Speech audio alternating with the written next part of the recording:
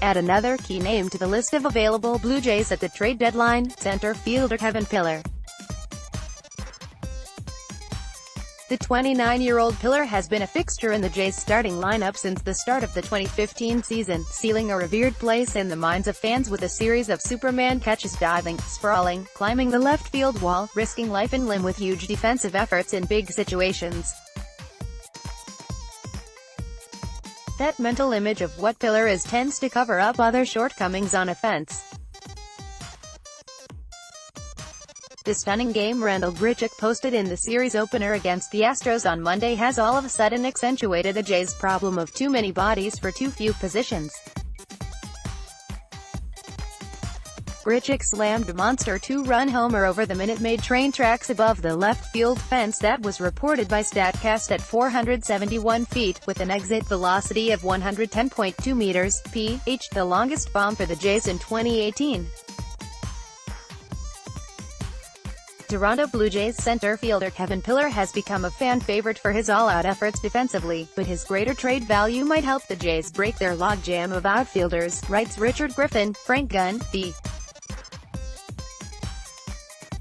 Canadian Press, after having opened the game in center field, having provided the Jays with a 3-run lead in the ninth, manager John Gibbons inserted Pillar to center field and slid Grichuk over to right. With 2 men on, George Springer ripped a drive to right that was home run distance that would have tied the game, but Grichuk felt for the wall with his bare hand. Braced timed his leap perfectly, turning the home run into the second out and allowing Sung Won-oh to finish up for the save. That was a stunning game for Grichuk in front of family and friends in his hometown, and can do nothing but boost his psyche and confidence that had seemed shaken, not stirred early in the season when he was pressing to impress following a trade from the Cardinals for a couple of strong-armed pitchers in January. Heading into Tuesday night's contests, after his return, since June 3, the 26-year-old right-handed hitting Grichuk in 19 games, was 19 for 63.302, with 7 homers, 17 RBIs and a 1.020 OPS. The Jays were 12-7 in Grichuk games. Article continued. Below the 6 Major League bodies currently on the Jays' active 25-man roster and available to play the 3 outfield positions, plus designated hitter, include Grichuk, Pillar, Teoscar Hernandez, Steve Pearce, Curtis Granderson and Kendrys Morales.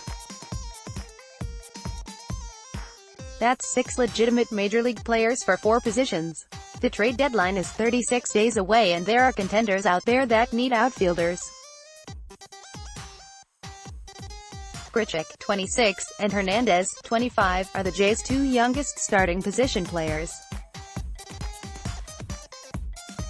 Teoscar is under club control through 2023, while Grichuk and Pillar are scheduled to become free agents after the 2020 season.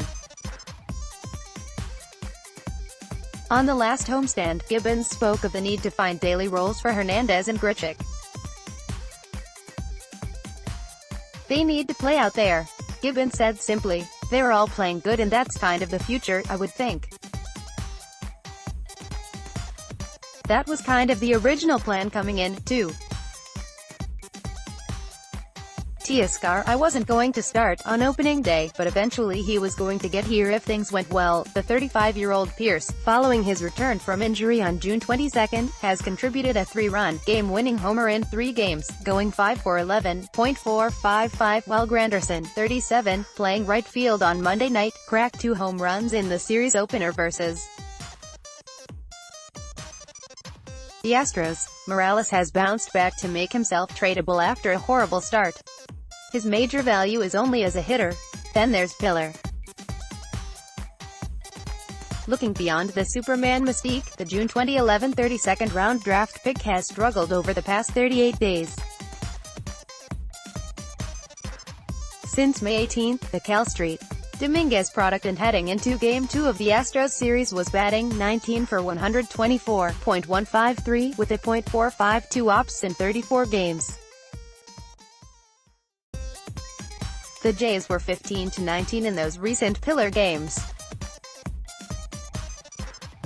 He He has 0 walks and 20 strikeouts in 95 at-bats since May 28. Pillar still ranks high in defensive WAR, which makes him valuable, but it should be noted that among 86 Major League outfielders with a minimum of 200 plate appearances through June 25, Pillar ranks 67th with a .685 OPS and ranks tied for 48th with 28 RBIs.